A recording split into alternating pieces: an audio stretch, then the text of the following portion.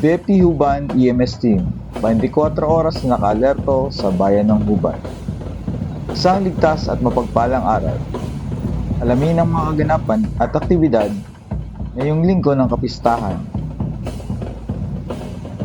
Noong June 14, nag-standby medic ang ating EMS team sa Color Fun Run sa Huban Heritage Park.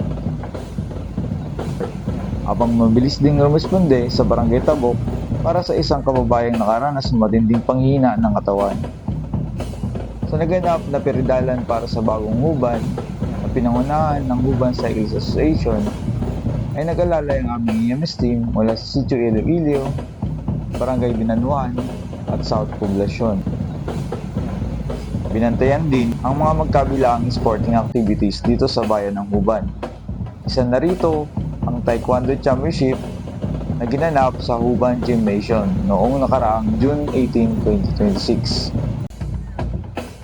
At ang isang mais-mais volleyball tournament na nilahukan ng iba't ibang munisipyo sa probinsya ng Sorsogon. FO2 Mark Edwin Sabal, nag-uulat para sa Sorsogon BFP TV.